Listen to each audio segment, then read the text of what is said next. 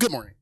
It is 11:01 on Sunday, February 22nd. This is your podcast host, the captain of disaster, the number one pirate king of the stars, one really swell guy on the dance floor.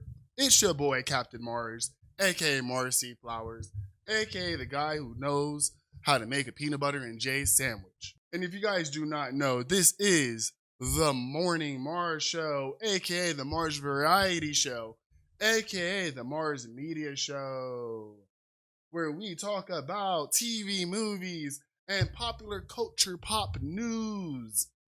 And today's going to be a very fun day. Today's going to be a very fun day, you guys, because we're back. Last week, I had to take a small little break because it was my youngest's birthday. So, we had to go do that stuff. But that's a part of life. Sometimes you're just going to have to live your life.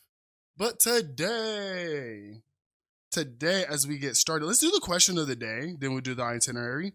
And then we'll talk about the question of the day, you guys. You ready? So let's do it. So today, the question of the day is what piece of fiction do you wish was real? And I know that's a really silly question, but I mean, it kind of goes with what's going on. Right? Well, not goes on what's going on right now, but I think that's one thing little kids always think about. Like, if you had like some type of your favorite TV show, or your favorite thing,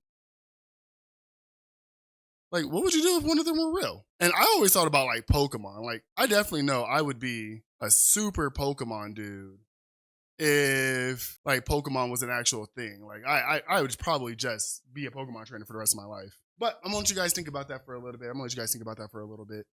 And let's start talking about what we're doing today. So today, if you guys don't know, we usually do a pre-show before we record these episodes live on twitch.tv/Marz C. Flowers. So if you guys ever wanted to like catch up, we usually play some video games. We kind of just chill, but it's real fun. We usually get started around 9. No, we usually get started around 10.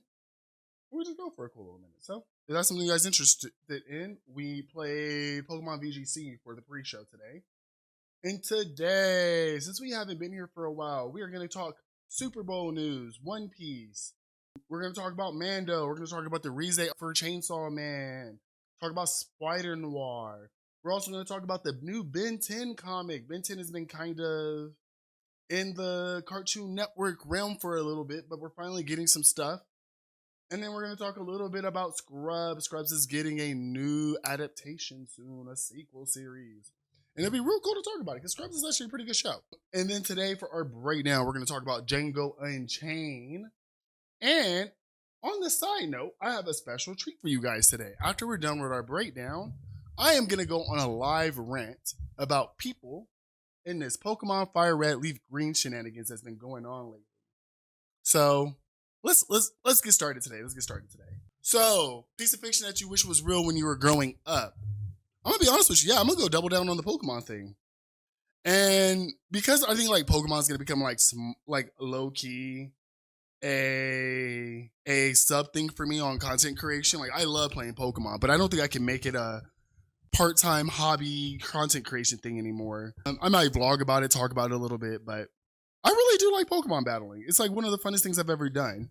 We're going to talk about it a little bit when we get into the rant on the live, but I used to run a Pokemon YouTube channel for the longest.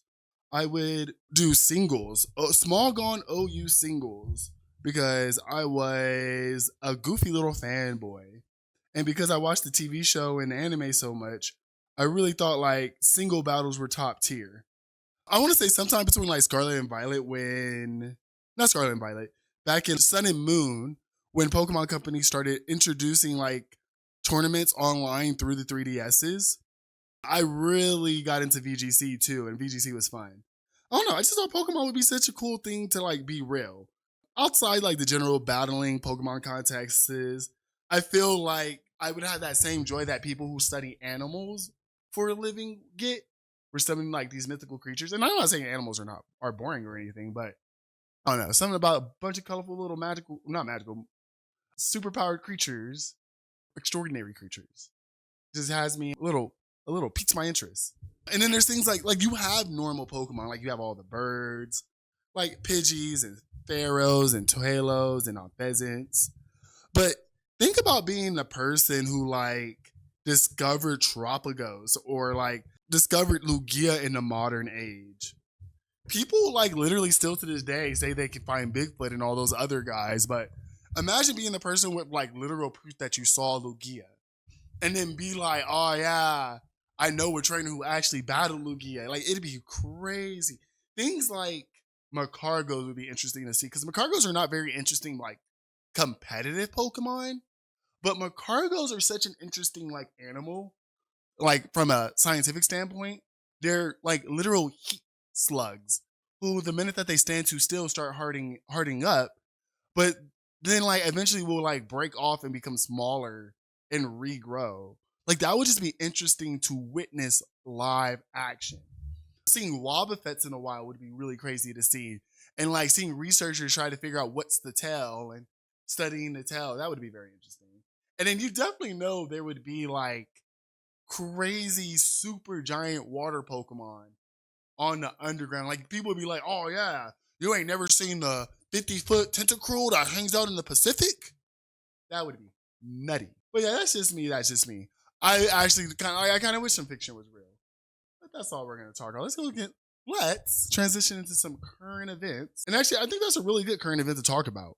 Pokemon 30th anniversary is coming up. And I was around when the 30th anniversary was going on.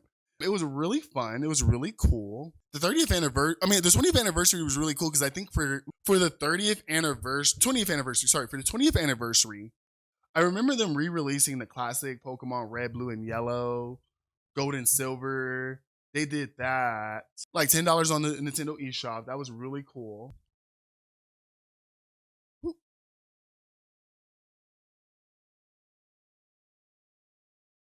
this on. There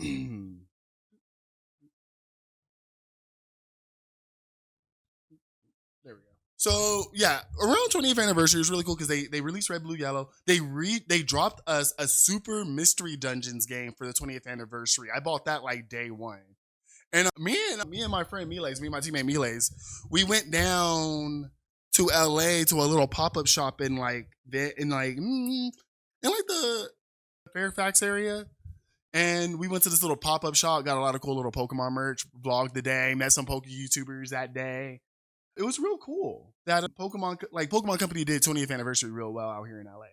It was the first time that I did one of those like live action or in-person pop-up shops. And that was really nice. I know they're really more common in Japan, but I wish pop-up shop culture was way more prominent here in America. I know that I know it is a thing, but I feel like in Japan, it's just so much more of like a thing, so much more of an event, so much more attention. And out here, it's like you got to be like a nerdy nerd. And I really hope that Pokemon for 30th anniversary do the same thing they did for 20th anniversary and do like cool little pop-up collabs with different little indie stores. I know that they're doing a very big thing in San Francisco and at the 30th anniversary for Worlds. And that's going to be super cool. But I actually am really interested to see what Pokemon is going to do for the 30th anniversary. I know some people have a little bit problems with like the $20 ports for Fire Red and Leaf Green. But even though I would personally agree, like, yeah, it's a little high, but it's not the worst to have access to a game that literally just needs to be the base game. Like, it doesn't need to be anything else. And a lot of people are complaining, like, oh, I wish it was a physical release. I wish I was a physical release. Y'all haven't, like, I feel like RPG fans are saying that because anybody in Pokemon knows that these physical things get scalped so quick. We definitely had a lot of the card game stuff get scalped. I'm pretty sure 30th anniversary card set's gonna get scalped pretty hard. I remember that the Lego sets got scalped pretty bad too. So I'm happy that these are $20 digitals. It makes everything accessible. Might not get everyone happy, but it makes everything accessible, and it's not too bad. Now I wish, and it's really sucky because this is 30th anniversary and they did Fire Red and Leaf Green. I feel like within the next 6 months to a year, they're gonna drop Ruby, Sapphire, and Emerald, and that would be really cool to see too. But I'm a big proprietor of supporting this because I know that eventually if we support this, that means we're going to get the other ones released. And no matter what you feel about the price, the point of this is to make sure that these games are accessible for everybody at the end of the day. I don't care. Like I don't like emulation ROMs. I'm into that stuff. I think that is a very big, cool field to dig into when you have the time and energy. But also, some people just want to play on original hardware. So we'll talk about a little bit that more later. And then let's start moving around. Spider-Noir, you guys. Now, if you guys don't know, back when we did Spider-Verse, we had Nicolas Cage do the Spider-Noir voice. And it was real cool. And a lot of people liked him. And he came back in the second one, didn't have that big of a role. But Amazon kind of wanted to greenlit a Nicolas Cage, Spider-Man show. And I'm happy they really did. I'm really happy that they did this. Because, one, Nicolas Cage is just such a good actor. He has just so much good work around. Like, he has so much good work just coming out these days. He's such a fun character to see on the screen. So to see him do a Marvel character, first of all, other than Ghost Rider, because this would be his second Marvel character. I wish we would get him back as Ghost Rider, low key. But, it's just black and white, super quirky. I'm not a big, I don't know a lot about Spider-Noir's comics to say too much about it. But it's just it's going to be a crime drama. Probably in 1935, some of the classic Spider-Man villains. It would be real cracky if we saw a Green Goblin, a wacky version of Green Goblin in this show. But I'm not, let Nicolas Cage do more cool stuff. And give us cool spinoffs like this. I know that animation's really hard to do. Into the Spider-Verse, the third one is being delayed so long. Do some live action stuff. Do some little stuff in between. This is real good to keep the hype going. And even if this had just a little tidbit, all it really needs to be is Spider-Noir. This was Spider-Noir was doing right before we picked him up. Or this was Spider-Noir was doing before and after we got picked up. We just need to fill in little gaps and have a little fun with this character. We are gonna be talking about this weekly when it comes out. It's gonna be super fun. Also, speaking of things that are gonna be coming out soon. Speaking of things that are dropping soon, it looks like we will be getting the Chainsaw Man movie coming to streaming soon. It seems like the production team is already working on the next arc of Chainsaw Man. And to be honest with you, I wish they would just do what they did with Demon Slayer. Do the next arc of Chainsaw Man be maybe 3 or 4 episodes of the movie with some new added scenes to it, some new context. And then have the next arc be the second half. And that's all you need for a cool 12 episode court. The cool thing about Chainsaw Man that their arcs are not super long. I was really surprised how quick the story of Reze was done in an hour and a half. So I really do have trust in the team to continue the story. And if you're reading the manga, people have their complaints, but I think it's on some next level stuff. The concepts that they introduced and then just the silliness of Denji at the end of the day really makes reading that thing once. I only read it maybe once every couple of weeks. I'm not a weekly reader, but Denji's goofiness with the craziness and wildness of the concepts really makes that story for me. I gotta tie this real quick. There we go. But yeah, it's gonna be out on digital. It was in digital Reze Arc went to digital during winter. I don't think it did as good as Affinity Castle, which a lot of people are still upset. They think Reze Arc should have been an Emmy nominee. Which I'm not going to say they shouldn't, but I'm never surprised that anime doesn't get its recognition by the American audience. Because anime and manga barely gets its recognition in Japan. People tend, one thing that Americans tend to kind of forget, and I'm going to say this right now, is that in Japan, manga's not some high concept art to them. Just we don't think too highly of fiction books out here. Sure, if you're a book reader, you're a nerd, there's some essential reading that you should read. I know some people are going to hear this and I'm going to be like, hey, look, you should go read The Alchemist. That really shaped the way that I saw the world and how you should be, how you show up in your communities. But you go tell that to a normie, they're going to be like, you read a book? And that's how it is in Japan when it comes to manga. It's not some super high art. So when it does get its recognition out here in America, I'm clapping every day. But I'm not surprised when it doesn't happen. But man, Demon Slayer there's been some really cool anime movies over the years that really have, broke the sphere. Pokemon the movie, even though the cultural zeitgeist wasn't really trained to think that was an anime. And I kind of did want to talk about Mando a little bit. I like The Mandalorian. We might have to rewatch it because it's coming out soon. The movie's coming out soon. And talk about how it got derailed around its second season because Disney likes to listen to his fans a little too much. And instead of having a story about one Mandalorian and an adventure that he was going on, we needed to tell a story about a bunch of Mandalorians, which, don't get me wrong, if you're a Clone Wars fan, you definitely want to know what happened to the Mandalorians after the Great Siege. and to get more history on the Mandalorians, that was nice. But you definitely can tell that the Mandalorian TV show, if it continues in any capacity, is going to be focused on the Mandalorians as a race, not on our boy Mando. But also, I love Pedro Pascal. This movie made me fall in love with this man. Really good actor, really good actor. But I am kind of happy that Mando and Grogu is coming out soon. I kind of do really want this to be a story about Grogu himself. I'm a very big lore nerd, so getting anything about Yoda's species would be really nice.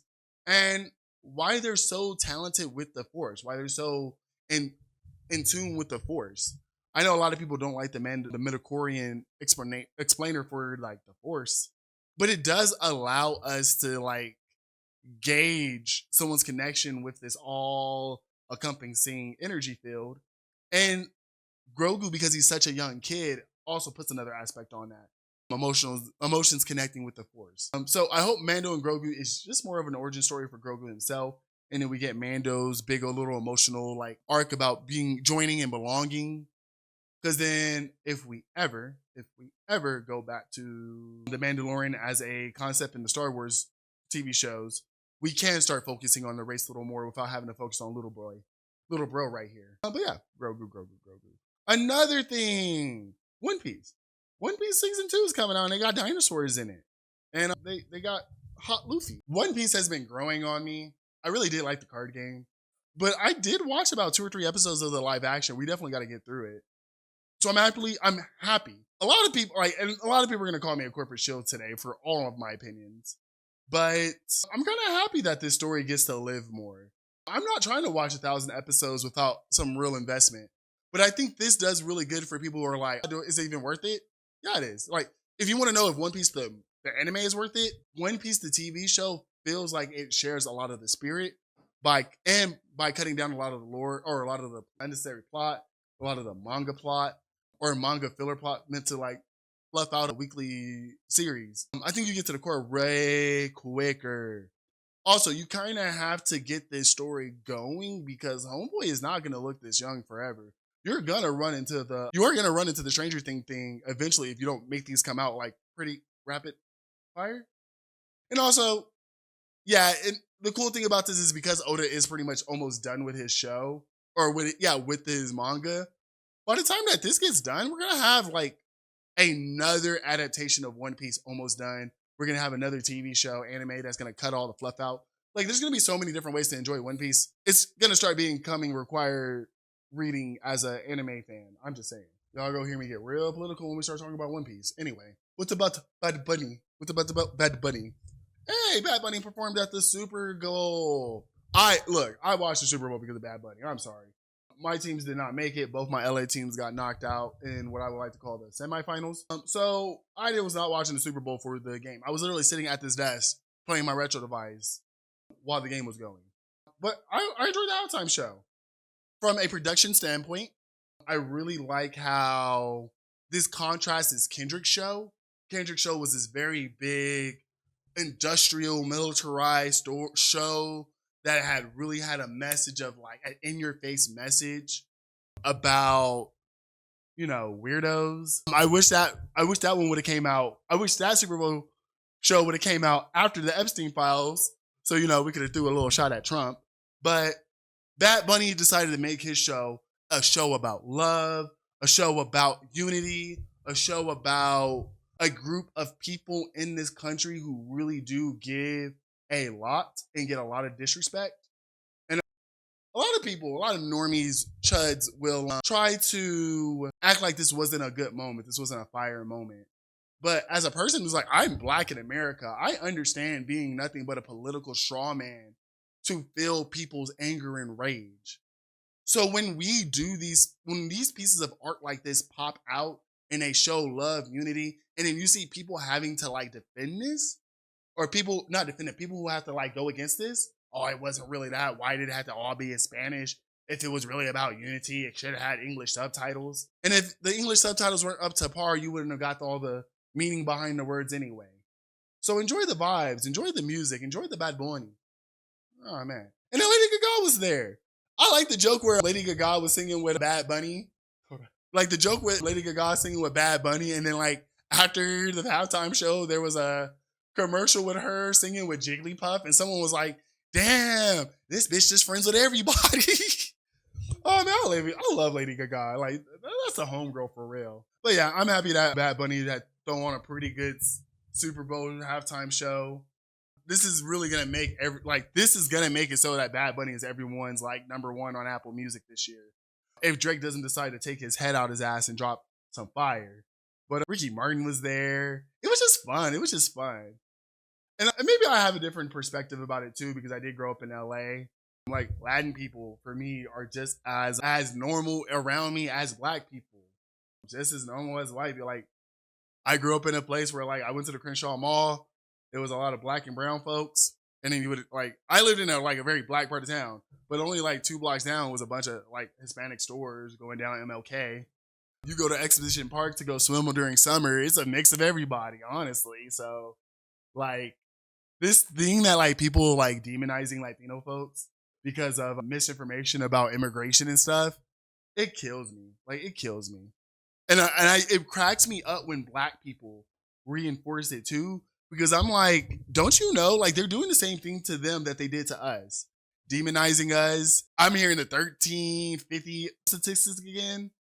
It's crazy. So I'm happy that these artists don't choose to be too antagonistic. They choose to be like loud and pokey, but not a whole bunch of like, fuck you to that guy, fuck you, fuck you, fuck you. More of like we need to, like, everyday people need to come together.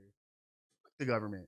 We're tyrannical governments, because if it was Sleepy Joe, we would be in a good mood right now if it was just Sleepy Joe, y'all. We would be making fun of Grandpa Joe sleeping during conferences. Be like, someone tuck him in. Okay. Some more modern stuff.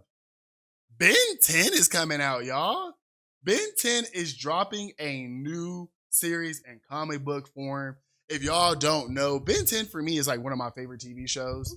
Mostly later Ben 10. I'm not a big fan of like 10-year-old Ben 10. He's kind of annoying. But I'm like very adamant, like, fanboy of like Alien Force. Antagonistic relationship with the janitor is very important to the Scrubs story, where JD is very an optimistic person all the time. The janitor is a soft reminder that the world is always messing with you. And then Jordan being there is super cool, because are we going to get, and you know, she was married to Dr. Cox, and they were on a will they, won't they towards the end of the seasons. I think they eventually did break up. So it'd be cool to see Jordan back too. That's the character. The character who plays Mr. Cox is also one of my favorite actors. I love Scrubs. Scrubs was one of the first TV shows I binge watched from start to finish that was like a network comedy. I did this in high school and I did it again in college. Me and my friend Dakota have this really funny joke that we're JD and Turk, where we're a race swap, JD and Turk, which is weird. But this show is super fun, so I'm happy that it's getting a little revival. Let it air for about 5 seasons. And because that season 8 and 9 were terrible. This almost had like a Fate like Community, where it had a sequel, had 2 seasons after the initial team parted ways. And those seasons were not good. But I actually wish some of those characters from the reboot series come back too, because they were bad characters. It's just, for some reason, we as viewers back then really stopped watching the show when the original team left. So yeah, it'd be cool. So we're done there. That's all the current events that we're having, guys. If you guys do not mind at this moment, if you guys are listening to me on stream, make sure you hit that follow button. If you guys are watching this live, or no, watching this on YouTube, make sure you hit that follow button. Let me know what you guys like about our podcast. We are definitely trying to do more fun things on this podcast.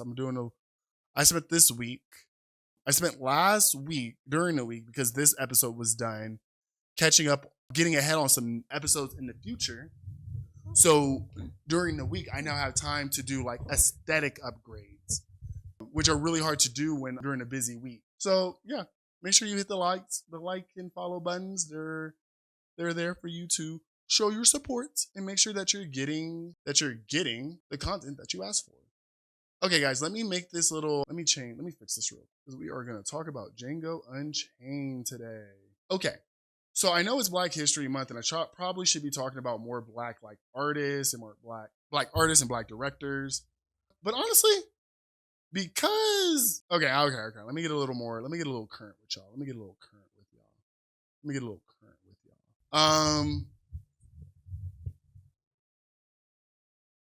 I picked this out mostly because I just wanted to watch something that was part of my Black nerd history. I watched this movie when it came out. It's how I got into. No, I watched Kill Bill too, so it wasn't like the only reason I got into Quentin Tarantino, but a good reason why I think I'm a big Tarantino fan.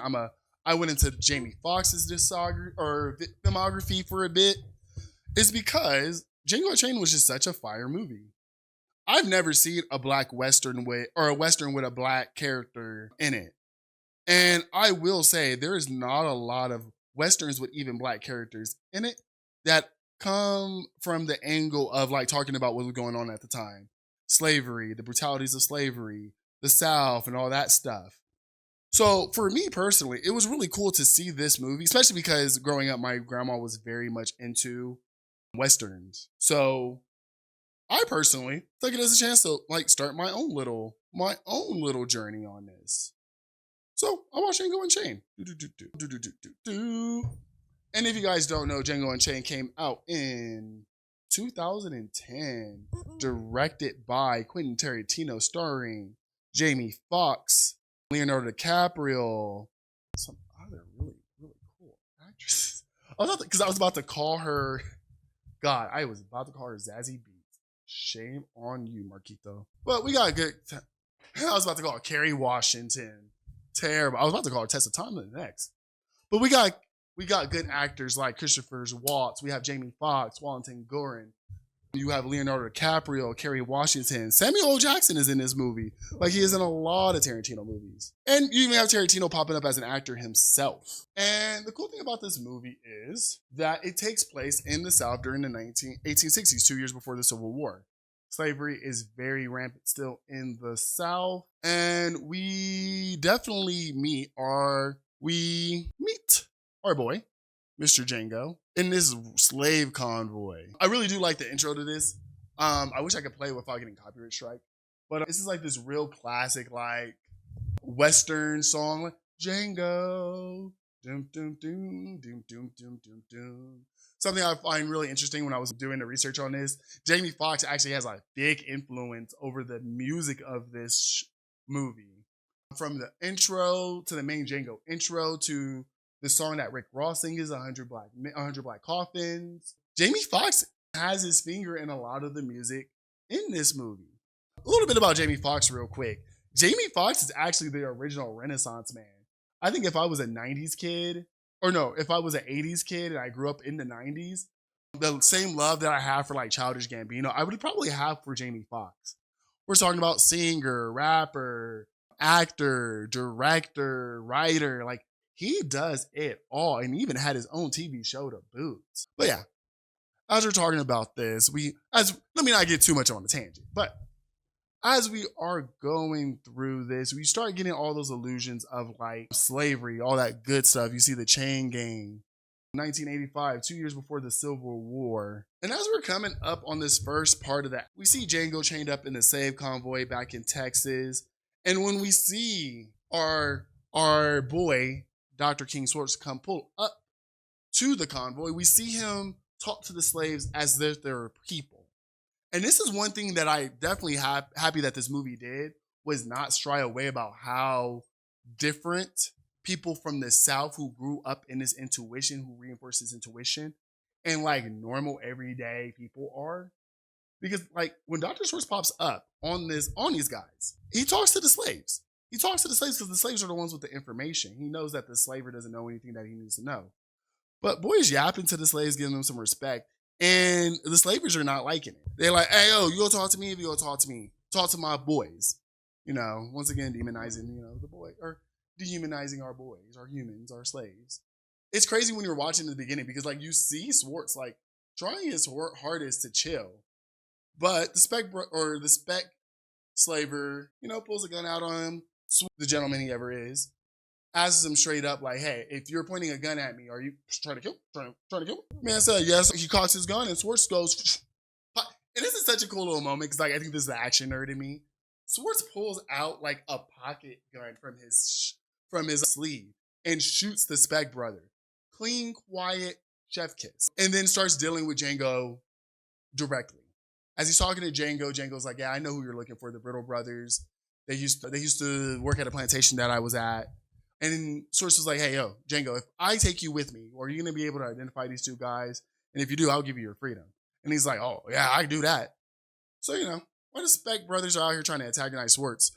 He eventually just ends up killing them both and tells the remaining slaves, like, hey, yo, if you guys want I'm going to let you guys know, you can either take your owner, take him to a town that's 30 miles away, or, you can take his clothes, take his horse, get out of here, run to the north where, they're not going to enslave you. It is kind of funny. It's funny that he mentions the North because on all real historical context, the North was not much better for Black folks. On a real, historical note, when we talk about slavery and the inhumane things that happened during the era of slavery and the dehumanization of African American males, African American women, we will talk about that a little bit over this podcast.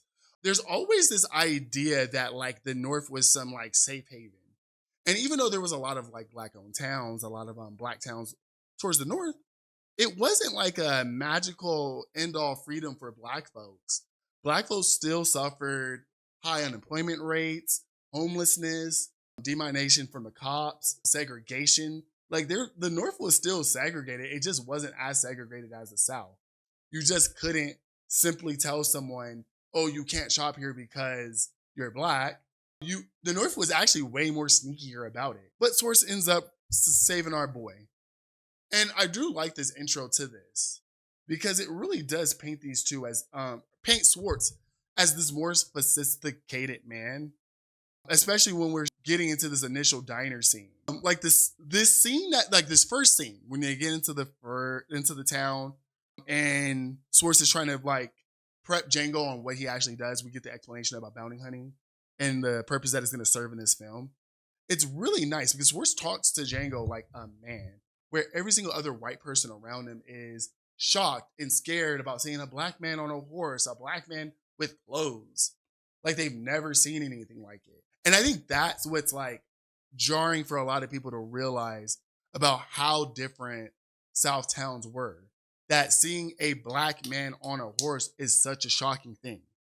This scene kind of serves the moral ground of this story, where slavery is this very inhumane thing that is done to people. Swartz deals in bodies in a similar way, but as a bounty hunter. It's really cool how this scene works because they walk into the bar owner is scared, he's not going to serve Django, and he says, hey, how about you bring your marshal out and we'll talk this out with the marshal. So, bartender goes out, goes get the sheriff. And we're doing an explanation about bounty hunting.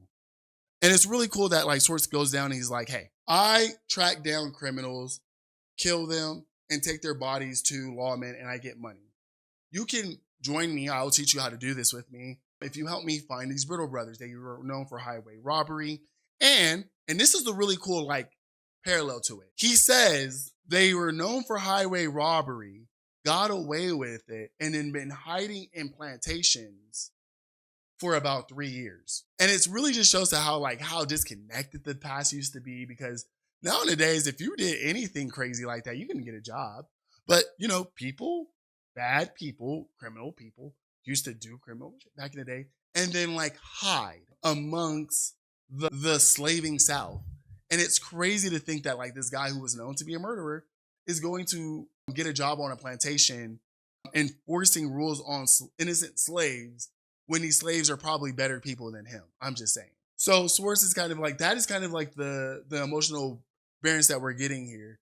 That even though that our two main characters are basically body killers, because of the clean-cut way of bounty hunting, the clean-cut way that this is done, it seems a little more humane of a job than being a slaver or being a slave owner. And that's good for Django, who is our neutral agent in this story. Because it's not like Django ever did anything bad. He's just a slave. And as we get to hear some more of his story, you'll realize that he has just been hurt and put through it a lot. So the first act, or this first, oh wait, let's finish this. But let's talk about, after this explanation, what happens in the story. Because I do like how when we were telling this story about criminals hiding amongst the system of slavery, and Swartz is his next mark is very much part that intercepts this two worlds. You see it happen in real life. The sheriff pops up on these two and tries to pull a gun out of him and be like, hey, you and your N-word, need to come out here and get out of this town causing all this ruckus. You know, all they were doing trying to get a drink. Swartz comes out, looks at the sheriff and like, hey, are you the sheriff? Yeah. Is your name so-and-so? Yeah. Were you in this county 2 years ago? You know, the guy self-identifies everything. And Swartz is like, okay, cool. Pulls out his gun, doesn't ask any more questions, shoot the guy in the chest, and says, now you can go get the marshal. When the marshal comes, the marshal seems like a way more reasonable guy. Not so much of like a cruel criminal racist, kind of just a lawman who's trying to keep the order.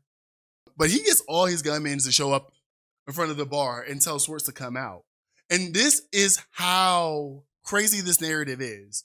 Because if it was just Django by himself, he would have died right there. But because they're protected by the law, and the marshal feels super embarrassed for hiring a criminal to be his sheriff, like they kind of just get out of the situation after they show him the warrant and take the body and just zoom out. And it shows how crazy how much the South actually respects, you know, arm law instead of just moral decency. It's crazy. But yeah, and so we get to meet our titular hero Django, and there's not a lot that we're known from Django in this first part, other than the fact that he is willing to help Swartz into getting his freedom. Django is just as jarred and as scared as everybody else around here. But you kind of just get the fact, like there's not a lot in this first part of this there that like leans to his character traits. He is kind of just our audience surrogate for this first arc. But I mean, if I was him, yeah, I wouldn't mind going out and getting revenge on the guys that hurt me to get my freedom and get out of here. And Swartz, I like Swartz too, because there is kind of like this neutrality when it comes to Swartz and his job. Like he really doesn't care about like the system around him. He only tries to he does his bounty hunting thing more to, you know, make money, kind of have a little bit of do a little bit of moral good. And you can tell that he's not out here just trying to purposely harm people. It's really crazy to see that like in the place where a lot of people are brandishing guns, popping up guns, talking about wanting to hurt people, Swartz is the one with the highest body count, personal body count at this point. And he does all this killing so like clean and concise. It just continues to show like the parallel differences of like the white people of the South and this German eccentric who is now trying to get his next bounty. 1 minute. Oh man. I forgot that I had like all these really cool like photos. So let me start using these photos. So after this first part, our two heroes decide to partner up. And it is kind of cool because like Swartz is really eager like to use like this one little like thing over Django to get what he wants. But he also doesn't mind giving Django his freedom while he does it. At the beginning of this, we're starting to learn about why Django even wants his freedom. And I actually kind of like this. Like I kind of like that they did this here. Because telling the story of like Django's wife was the perfect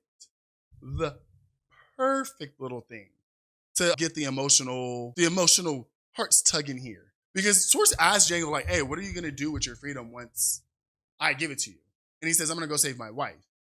And he kind of tells the history of his wife while also telling the history of how he knows the Brittle brothers.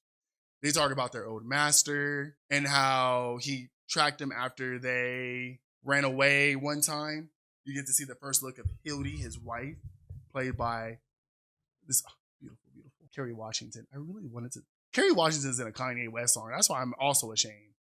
But man, like I like how the author gives this very like this isn't like a one-to-one of like slave Hildy, but this is how Django imagines her in his mind. Like this beautiful version of his wife. Just chef kiss. As he keeps telling him the story of how they ran away and how they both have the slave mark on them. Because when you used to be a runaway slave back in the day, they used to brand you. So they were able to sell you for even less because you're too unruly to have. So it kind of like lays this like little love story about his wife. And also I want to say it gets a little bit more about like the German folklore that this is kind of based off of, because Django's wife is named Broomhilda, and Broomhilda is the name of a character in German folklore. Swartz even feels even more like emotionally connected to help Django. I kind of want to just throw that in there because it does bring up a little bit. But I think that also kind of plays to Swartz. Like we're in this world in this South world where all of these like slave owners and slavers are so cold and cruel and don't care about anything except for profit. Schwartz is like ever so moved by just a simple love story. Shows a little soft spot in her man. But we get to the first plantation scene, which is, I think, another amazing scene. You get to see Django start to play the character. As a bounty hunter, he gets to have this experience where he gets to play characters so he can better blend in the South. You know, he's a free man. A lot of people don't trust black people or black people in the South until they get to hear you. They hear how intelligent he is, how well read he is. And I like that when he's building these personas, he definitely wears very kooky outfits. Like this blue outfit that he has in his opening shot of the first plantation. And it plays even more to this outlandish look that he's been getting lately too.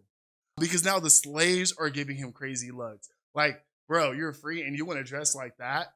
Crazy. Anyway, also it's crazy that like when we get to this first plantation, you get to see kind of another like really disgusting thing about the South. Sorry. You get to go to this plantation that's like clearly like ace. I don't know how to explain this to you guys, but like it's a breeding house. It's basically a house where the slave owner collects and keeps beautiful slaves all around the mansion for help. And it's crazy that okay, because we also got to get to the first whipping scene. So we find the first brittle brother. And Django the minute Django sees him, we get that flashback of the brittle brother telling him, as the brittle brother is like whipping Django's wife. He's over here like, I like the way you're begging, boy. I like the way you're on your knees. Keep begging and maybe I won't be so hard on her. Crazy. I would like to put a little side note here. I do not do very good with slave movies whatsoever. But I think what made this movie really do it for me. Oh, let me run that back. It is really crazy because like slave movies are really hard for me to watch. Like I cannot see like physical violence that hard. And I remember the first time watching this movie, seeing the first scene with the brittle brother and being like, man, like this is hard to do. But I think because this is such a revenge flick, I think it was easier for me to consume.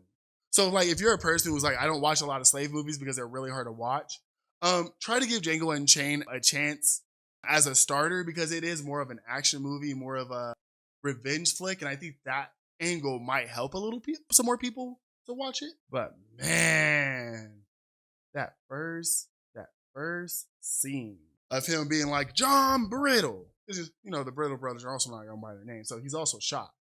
This slaver who's out here about to whip a young maiden for dropping eggs. He's out here about to whip her back. But you see Django pull up on him and be like, John Brittle. Doing exactly what he learned from Schwartz, trying to make sure that the guy identifies himself before he does anything. And right before, oh boy, the second brittle brother also catches him. And right before oh boy sees him, right before oh boy can even catch his senses, you see Django does the same trick Schwartz does and pulls out the pocket gun and shoots him straight in the chest. Chef kiss. Yes, chef kiss is our catchphrase. This was such a fire scene because it kind of also plays on an idea that like, I like the bounty hunting violence in this a lot because it really does contract all the violence with the slavers. And for some reason, the super clean shots hit so much more thematically than like the endless, crazy, loud violence. Like the I like the way you die boy scene we get here is crazy. And it just, Django's getting all of that satisfying revenge energy. And it even goes on to when the second Brittle brother starts to like see what's going on and try to like kill this who just killed his brother. Django acts quick. He gets the whip off the ground and just starts whipping the mess out the second slaver. To the shock of everybody, even the girl who was about to get whipped. And that scene, that was what made me fall in love with that movie. That first scene. Right after we get that done, they know they don't have a lot of time before the people of the house starts coming and start shooting for no reason. And we get another little like cool little character moment between these two where Django sees the third Brittle brother riding on a horse across the field and Schwartz and him are going back and forth about, hey, do you know if that's him for realsies? And Django's like, yeah, that's John Brittle. He's like, are you positive? And Django's like, what does positive mean? And he's like, positive means like without a shadow of a doubt. And he was like, oh yeah, I am. Or no, I'm positive that's him. And then like Swerts shoots him, and he's like, and I'm positive that he's dead. That's such some black guy humor. Like you just learn a word and you about to use it again on some jokes. Loved it, loved it. And that's really just the end of the first act. We get the a little moment with them identifying themselves. And the little epilogue of this is you get to see Jonah Hill a little bit in here too. Jonah Hill gets a little cameo in this Django Unchained movie. I also do like this little scene. After they trick the slave owner. Unlike the sheriff who felt embarrassed, these guys decide to get their revenge because they're also clan. Another big thing a lot of people kind of don't like make the big connection that a lot of these slave owners are clan members. And the reason why a lot of people have a problem with clan is because they're descendants of slave owners. But no, I really do like this little scene with the clan members because they're sitting here just arguing like goofballs about like the hood's not having the right eye size and people's wives not packing snacks and all of this fumbling around before the raid for them to try to kill Swartz and Django, for them to also just get tricked by a bowl of dynamite. Crazy. That whole entire scene is also super wacky. And I love how the capstone of that is Swartz shooting this one, the one with the white horse in the head, because he thought he was going to get away. Just chef kiss. That idea that like, hey, I'm not leaving a single one of y'all alive to come get me. Y'all disgusting people and I'm just going to end y'all. We do get kind of a little epilogue to this arc where we get the winter arc. After we're done with this and Swartz gives Django all of the things he promised him and his freedom, he offers him like, hey, why don't you just become my bounty hunter partner? Over the winter, I'll train you in everything I know. I train you in sharpshooting. I'll teach you to read. All the tools that you probably will need to survive as a free man. And then I'll help you. We'll go back down south at the end of winter and I'll help you get your wife. And Django's like, sure, why not? Django says, why not? So you kind of get this really cool like montage scene of Django learning how to sharpshoot. And you kind of get this aspect that he's very naturally talented at this. I like the scene, like when I was doing this rewatch, I like the scene where during the winter arc where he shoots the snowman in the spot with the beer bottle and how clean the hole is, kind of alluding that he's about to be an amazing sharpshooter. We can also get to see a little bit more of Django hallucinating Broomhilda. Swartz tells the legend of Broomhilda and talked about, Django asks him, like, how do you know that my wife was German? He tells that's like the folklore of Broomhilda. And how like, hey bro, like I'm just gonna let you know that like your story does kind of touch me. Like a really good part of this is like Swartz confiding in Django saying like, hey, I kind of am attached to you, bro. Like I kind of think highly of you. You're a really strong black man who had suffered a lot. You are driven to not just run away from this life, but jump back into it to save your wife so you can be free. I feel kind of a little bit responsible for you, bro. Like I want to help you. And that's another thing about Swartz. Like in this economy, in this world where all of these slavers are just, they'll throw and kill their slaves away. Swartz feels ownership over Django. We get towards this little part, towards the end of this, and we learn that Broomhilda was sold to a very famous plantation in Mississippi called Candyland. And we start learning the history of Candyland, where like Candyland is a high-end plantation that specializes in like the top of particularly slaves that operate in like high fancy areas and also fighters. Because not every single like plantation was picking cotton and we're into the industrial boom. At some point, they started breeding and committing slavery or doing slavery on black people for entertainment. We get to learn about the Mandingo fighters in this bit and how Swartz and Django are going to pose as Mandingo entrepreneurs. And they want to go to Candyland to find or buy one of his best fighters. And this is also kind of get this little tidbit. Django kind of talks about like the idea of like the black slaver, the most infamous role.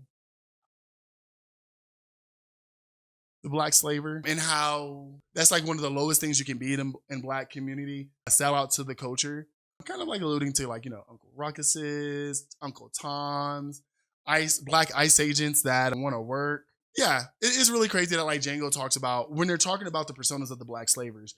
Django reminds Swartz, someone who is a little bit away from this world, like how a black slaver is viewed, how a black man who profits off black suffrage is viewed not by like the slaves or slavers or the white folks, but how he's viewed by other black people and how he kind of had struggles with it. And it's worse than saying like, bro, I'm not asking you to be a slaver, bro. I want you to play the best black slaver.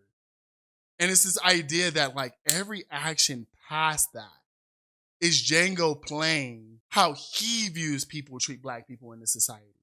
It's kind of like a mirror against itself. But before I go too far about like them doing the Candyland thing, I do want to kind of talk about like this little moral story that they do in the middle of this training arc.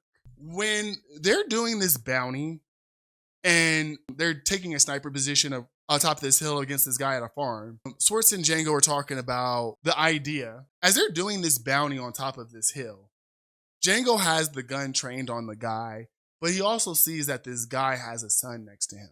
And Django's kind of conflicted. He doesn't want to kill this guy in front of his kid. Like, he doesn't want to traumatize this kid. For a guy who has so much harm caused to him and knowing that this guy's a bad guy, like, he doesn't want to perpetuate the harm further away. But Swords kind of gives him like this reality check. And this really cute scene where he's both teaching Django how to read and kind of have this moral lesson of like, you get to judge right now. Like, you, because of the Wild Wild West, you get to be judge, jury, and executioner, especially once we confirm who this guy is. And Swartz says like, hey, like this guy robbed, armed, trained, took away so many people's monies and valuables. Like, do you really want to have like sympathy for him? Who cares if he has a kid? Which is kind of hard. It's kind of a hard, like, emotional thing to say, but like, who cares if he has a kid? Like, think about all the harm that he caused. Think about all the people he killed whose kids won't see them. Like, it is the nature of the game. People have to pay for what they done. And Django kind of does agree. So Django goes boom, boom. And you know, like, I kind of think of like the connotation after this, them having to come up and tell this young man like, hey, your father killed so many people, robbed so many people. But it's kind of like this idea that like, you're not, some pain, some harm, some crime cannot just be washed off your soul. Some pain is just perpetuated in the world, and you can't just be absolved of it because you think you turned over a new leaf and you have a family. The innocence that you breed into the world isn't immune from the pain that you caused it. So I thought that was a pretty cool thing. That was a pretty cool thing. Pretty cool time. Now we get into the Candyland art. After a very profitable and long winter, we get into this beautiful, beautiful Mississippi Sea. Learning Brunhilde was learning after Django and Hildy's runaway situation that we were talking about at the beginning of this plot. After she was branded, she was sold to Candyland. And Django has this conversation like, yo, like, she's not ugly or she's not the type of girl that you would put in the field. She'll be a comfort girl, you know, making sure the Mandingos would have some stress relief after their fights. A concubine, a comfort girl. So they kind of figured that that's what she was doing what she's going to be doing down there in Candyland. And we start the act. We start putting on the act. In this scene, I wanted to end this like act 2 or start the act 3 scene like right about here, because like the introduction of Monsieur Candide is a real crazy one. Leonardo DiCaprio really does play this man-child so well. Like, say what you want to say about Leo in real life, because we can say a lot about Leo in real life. Not as bad as some actors, not as bad as some people, but we can make some commentary. I do think like this privileged white boy plays the privileged white boy a lot, very well in some of these films. This kind of makes me thinking about the Wonder Man thing, because we did Wonder Man a few weeks ago, and there Trevor was talking about how like the job of the actor is to like share their pain, put it up to the world, and then show others. I think it also shows a completely different side of acting when we have actors like Leonardo DiCaprio who are able to like engross themselves in these very, very chaotic and crazy roles like Monsieur Candy. I was even a kid, and I was like, I remember as a kid watching this film and being like knowing that Leonardo DiCaprio at the time was like really like decent dude, really cool dude, like not too crazy, not too wild. I was like, man, is he part of the culture? Because, you know, he kind of did this role a little too well. Like Monso Candy, Calvin, Leo, y'all a little too connected. But also, I just wanted to praise Leonardo DiCaprio just a tad bit because I know it takes a lot to like completely shift who you are to play a true villain. And I mean, it's kind of also a commentary on the slaver Django character where like you kind of have to play like the worst version of this idea. And I think Leo does a pretty good job of it. Now, when we meet Mr. Candy in this Mandingo fight, Schwartz and Django here are introduced to the world of Mandingo fighting. It is kind of crazy to watch this.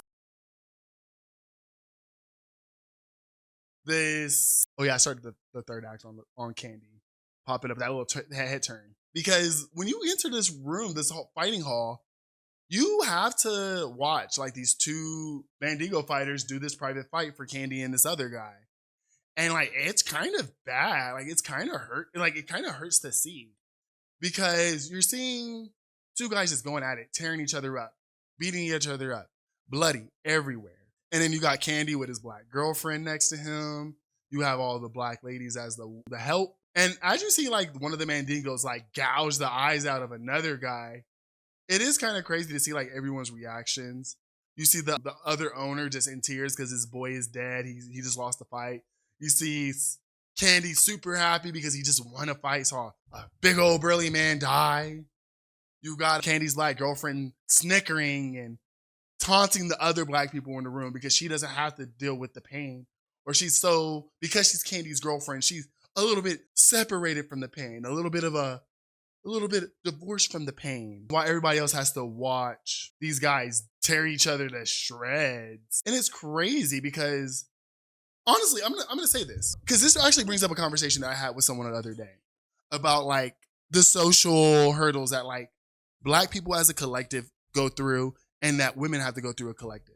And before I even started this conversation, I personally was like, "Ayo, it's kind of a hard conversation to have when like you don't think about intersectionality and don't think about like all the struggles that both black women have to go through, both as women and black people." But I think the point I was trying to make is perfectly illustrated with Candy's girlfriend in this scene, where we deal with like the American politics system, you know, this system built off of white supremacy and boo boo boo boo boo. Women, when they navigate this, can always compromise a little bit more. And I think as black women, you compromise even more beyond your skin tone, your heritage, your who you are, when you like accept more of like the depravity of like white supremacy. And it's perfectly illustrated with Candy's girlfriend, who like feels like she is completely immune from all this stuff because she is like, you know, the concubine of the slave owner. Super crazy, super crazy. Man, so we do this whole entire scene where we meet Mr. Candy. We have to get Django proving himself in front of the other slavers, which is super nutty. God. Like the scene where he like the guy antagonizes him, trying to treat him like another slave, and Django like using the social status of a black savior to get his revenge on him. Ooh, I knew that had to be satisfying for him. It's crazy, crazy, crazy, crazy. Because definitely like, and then like the black slaver suit. Like if this was a action game, this would be a alternate costume. It's fire. I also like how when we're getting into Candyland, there's this like, we get to be introduced to like this unnamed slave where he's like this silent observer of Django the whole entire time. This guy who has like, he's getting picked up to be a Mandingo fighter. He's watching this black slaver, and this is what Django was afraid of. Like, you know, the way that these slaves were viewing him as antagonistic force would be a problem. But I don't know. When I was watching the old boy, I felt like he was catching on to something. Something sparked in him. I think he saw through it. Something was caught here that the slave knew Django was up to something. Another thing that happened to Candyland is oh my God, the Mandingo fire they tear up with the dogs. I like this scene because it also shows like where morally both arcs protagonists are just almost ready to like break the facade. Schwartz, who's not like used to the very crazy violence of the South, even as a bounty hunter, when he sees this guy being torn to shreds by dogs, he looks green, he looks gill, he looks kind of scared. And I mean, even Calvin kind of notices like, hey, your boy is a little too green under the gills to be in this Mandingo fighting business. And then Django has to alliterate again for us in the audience, like, no, like competition in sport within this is one thing, but you're tearing up an innocent man who just cannot fight anymore. That's a different type of cruelty, a different type of violence. In a world where, like, if Swartz was going to take care of someone he needed to get rid of, it would be a clean shot. But you guys are trying to make an example out of this man so the slaves here don't get uppity and try to run away. You're making a point to tear this man to shreds because you no longer can get a profit from him.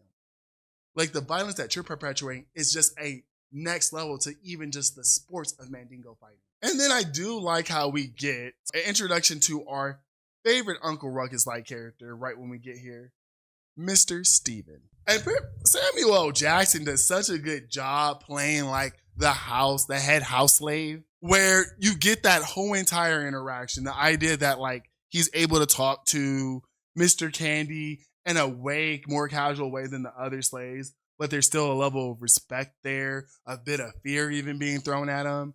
But you also kind of get this idea that like Steven is like low-key the ringleader of this system. An old black man who knows he can't go anywhere off this plantation. So he's going to try to control everything he can on this plantation to make sure that he's living right. And he go do it by putting anybody around him down. And he go do it by playing his favorite to the master. Like, Steven is the idea that not all skin folk are kinfolk.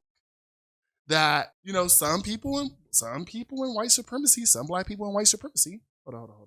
Steven's character in Django Unchained is the perfect allegory of black people who operate in the system of white supremacy, not to abolish it, not to bring brothers up, but to make things easier just for them. The idea of like individual survival over the survival of us, the people. And the head house slave is definitely the allegory to that one, y'all. But we get to meet Stevens, played by our boy Samuel L. Jackson. And I just love Samuel L. Jackson as an actor. I think the only project I never really cared for him in was Secret Wars, but that was more Marvel's fault than anything. I do kind of want to bring up the visuals and sounds of this film real quick. I really do like how Tarantino has shot, like a lot of Tarantino films are shot on film, which gives them this really nice, like grainy but rugged look to them.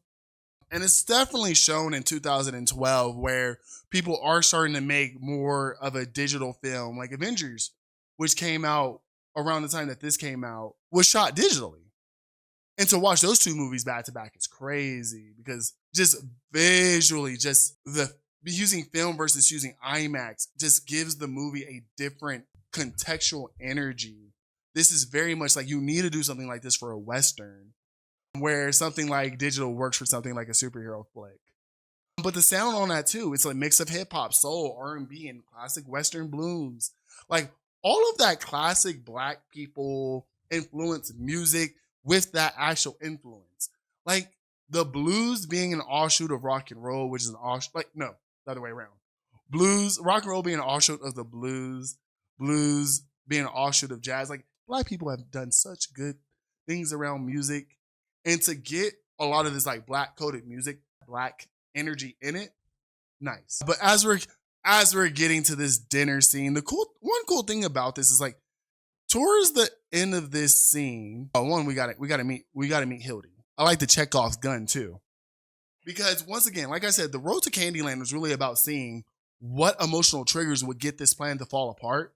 And Steven pulling Hildy out of the hot box showed us like where Django's head is at on this. Like I feel like if Hildy was any worse off right now, he would have been, everybody would have just been dead. I think he would have got out of it too. But man, your first shot with Hildy is wild. Slave bare naked in a metal box, cooked into the ground, baked in the hot sun. And she was supposed to stay there for a week. A week. They splash some water on her. And it's crazy that like the contrast, the next scene right after it is like the dinner scene, or is the dinner setup scene. Everyone makes it to their room. Hildy gets to meet Swartz. And in that interaction, she finally gets to re-meet Django. Finally getting all our protagonists together. They just have to get out of this dinner alive. And honestly, this is a part of the movie where I really like all the character writing for. You got Swartz and Django trying their best to blend into this world, but you also kind of get to see some of the philosophy, some of the mind things, some of the thought family that perpetuate the South the way it does. One big thing that I really didn't bring up when we introduced Mentor Candy was the idea of like everything being very like high class and French coded. You know, Mentor Candy, that's how he likes to be addressed. Candyland. I want to say, nah, not gonna say all that. But the fact that he wants everyone to talk to him and greet him in French, but if you have a conversation with him in French, he doesn't understand. Like, you kind of get this idea that like the world around us is fake and only perpetuated by the money that it all makes. Not so much about the actual elegance of it all. And you get that bit during this dinner scene because Candy kind of explains his logic, and he does this twice already. He explains his logic behind like why he thinks the slaves are slaves and him and his people are the owners, and how, you know, they're just a little subservient. They don't organize well. They can't think. They're not educated. And all of this stuff that they blame on the slaves for, they try to put on the slaves as if this was like a natural thing. They don't talk about how slaves are not allowed to read. Slaves are not allowed to have books.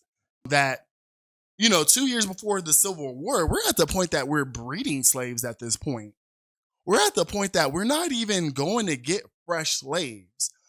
At the point of the late 80s or 1860s, you don't have a majority of the slave population being free people. You have it be generations and generations of enslaved people. And that's the crazy disconnect a lot of people don't get.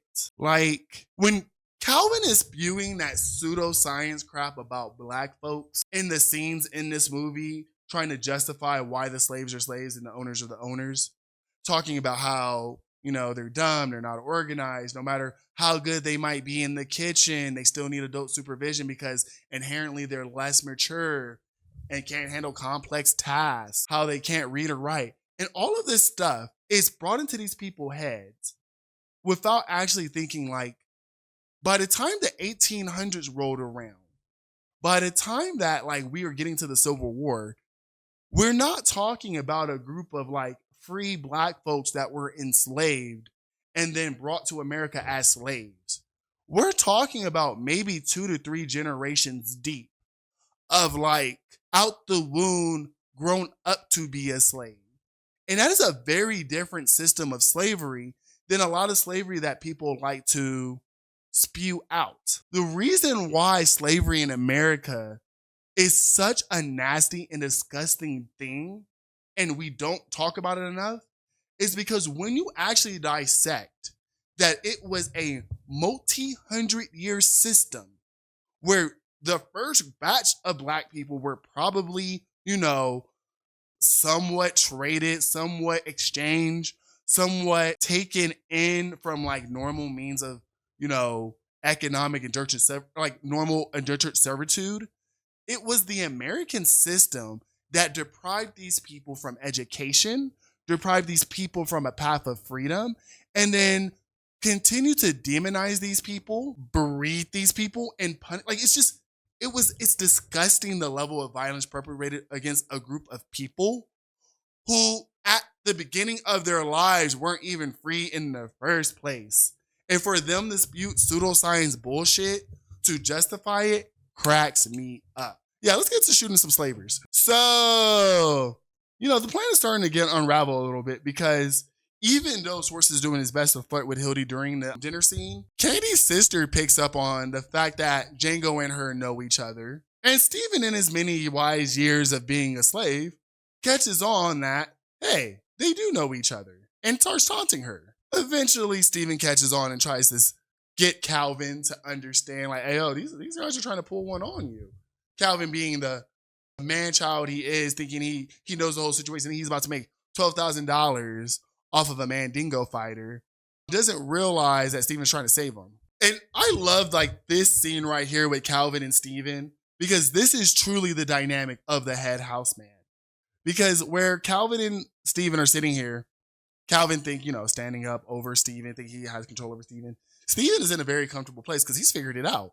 Calvin about to lose money, about to lose his girl, and about to get tricked by a bunch of people who think they can get one over on his master. And they have this one-on-one where he's like, "Ayo, Steve, ayo, Calvin, stop being a dumbass. Listen to me. I've been here longer than you. Like, these guys are trying to get one on you. They're trying to trick you with $12,000 and then get Broomhilda because Django likes Broomhilda. You know how these slaves be. And they go get one on you. So you either going to have to nuck up and buck up, or you're about to get scammed." And Calvin, knowing that Steven makes sense, has a little respect for this slave. This slave that, has been on this plantation for a long time, catches on. And it's like, okay, I'll take you seriously, man. They're going back and forth. Calvin comes back and confronts him and Django. And he does another one of this pseudoscience bullshit where Calvin is telling this story about an old slave that used to watch him and his dad, who used to shave his dad's face every day.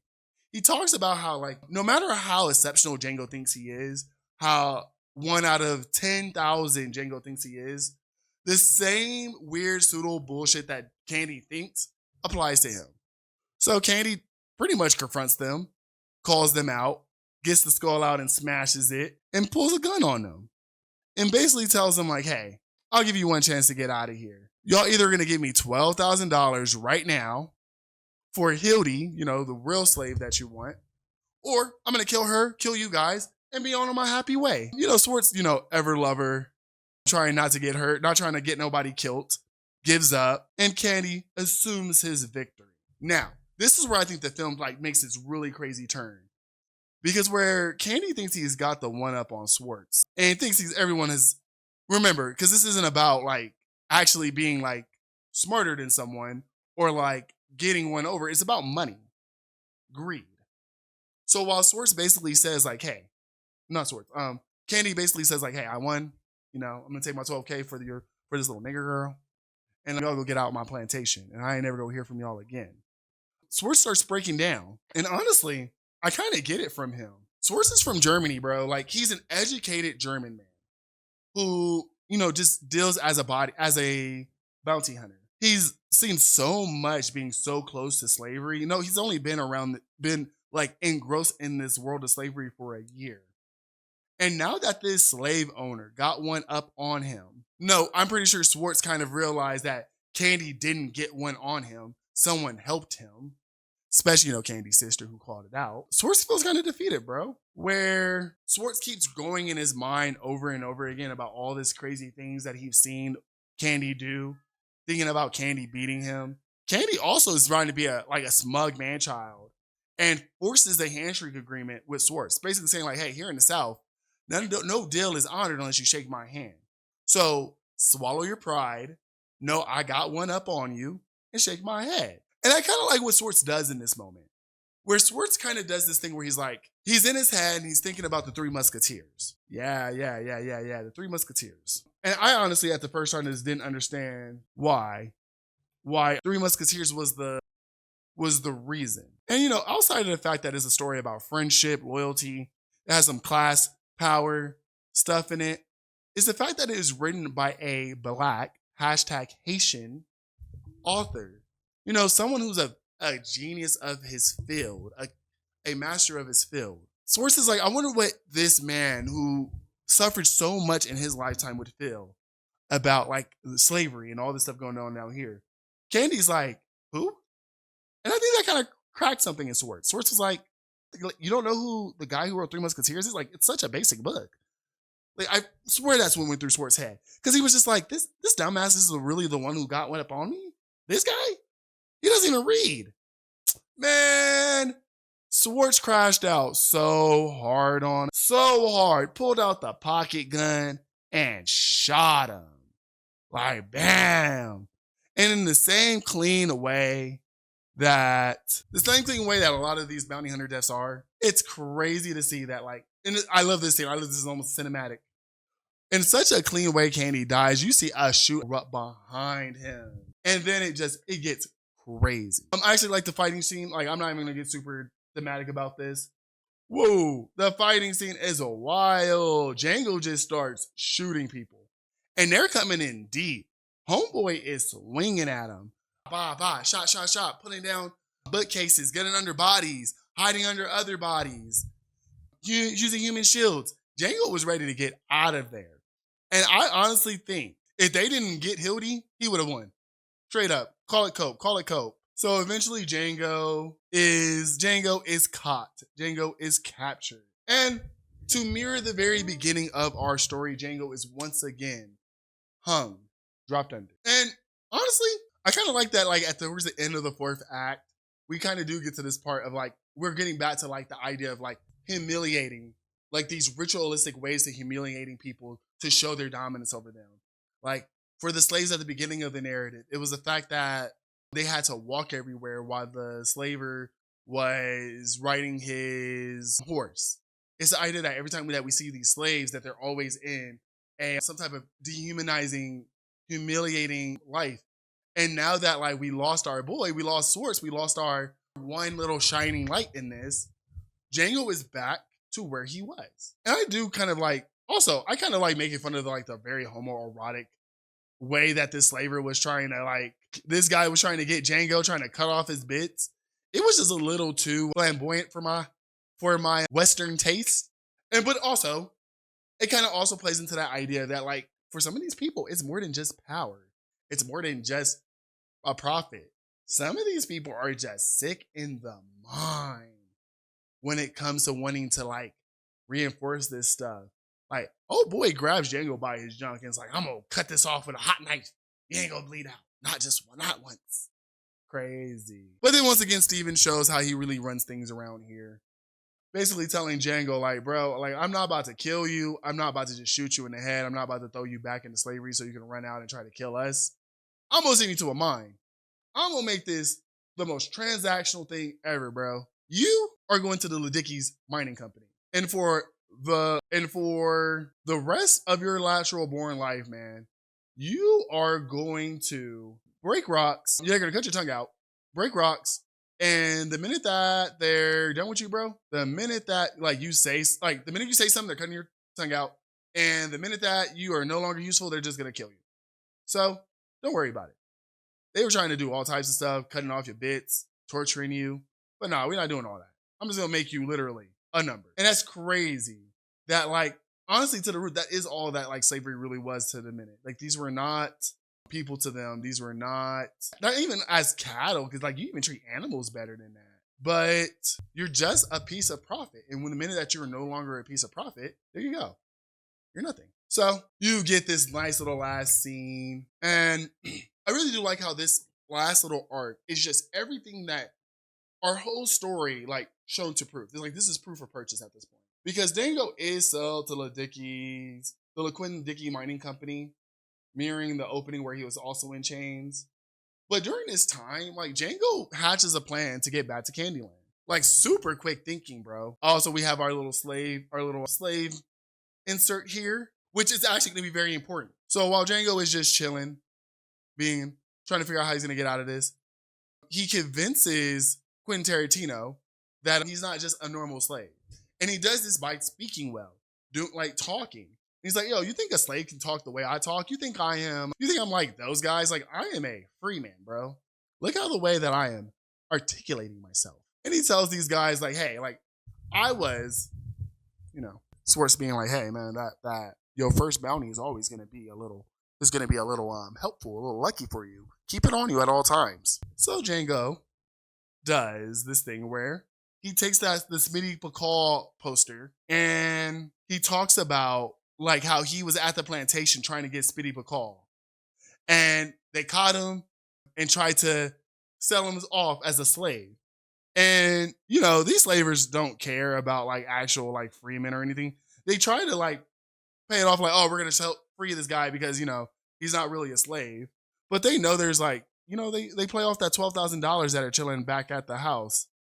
And they're like, hey, like, how about we just quit this? We send these guys, we kill this bunch, we run over there and we go get this $12,000. And that's will be our profit for the day. And we'll do a little good. We'll help the law. We'll help the law. That's always good. And then they double check with the slaves, like, hey, are you guys sure that that guy wasn't a slave? And they're like, no, he rode in with a white man. So they help him. Django gets through, and then he just shoots them all. Starts this revenge flick, and it's fire. Because he ends up letting the slaves free too. Basically says like, hey, he doesn't even say anything to them. He's just, here y'all, here's some guns, here's some stuff, here's your freedom.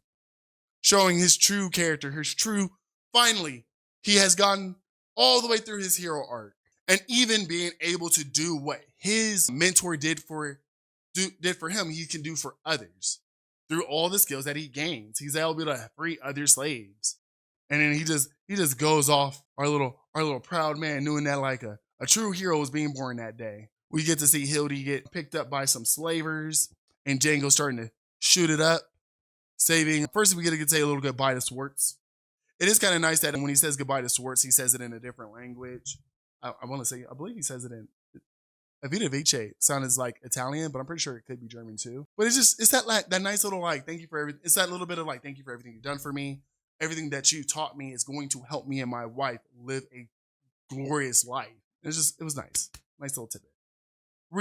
Goes back to Candyland, saves his woman, and right after Mr. Candy's funeral, Django in those nice jewel reds. This is probably also another reason why I like the color red so much.